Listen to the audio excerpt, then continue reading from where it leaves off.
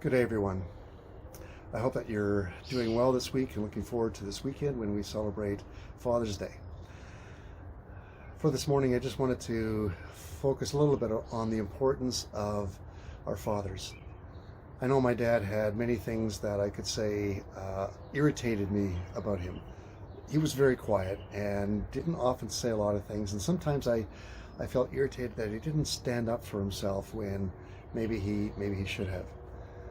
But then on the other hand, there were so many other qualities that I admire and look to today to say, you know, God, you gave me an amazing dad who showed me a life of integrity.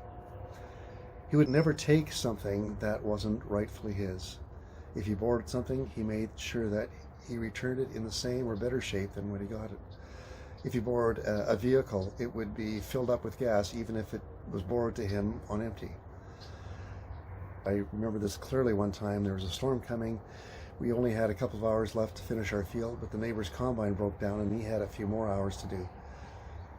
So he emptied the hopper of the combine, picked up the header and drove across the road to the neighbor and helped him finish his crop. Now God honored that in keeping the storm off until we finished the field as well. But that's the kind of person he was, that he would freely give of himself for another.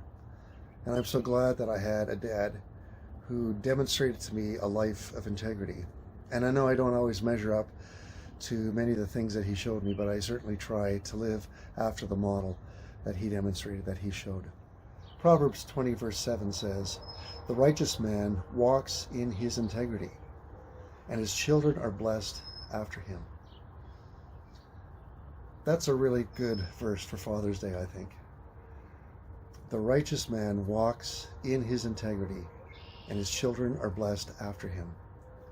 So I pray that this weekend, as you celebrate your fathers, as you remember your fathers, or you yourselves are celebrated as fathers and grandfathers, I pray that part of what you look back on will be to remember the integrity of your father, or to say, God, I, as a father, want to continue to live with full integrity before my children and my grandchildren, my great-grandchildren.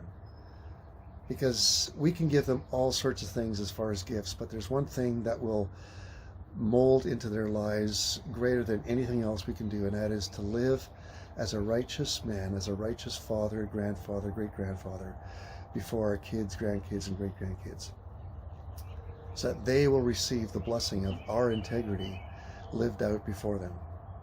I hope that you have a great weekend this weekend. And again, I know there are people whose fathers were not the pinnacle of righteousness, but you do also have a Heavenly Father to whom you can always look when our earthly fathers have failed to demonstrate that kind of integrity. You can look to God, who lives with full integrity at all times and never fails us.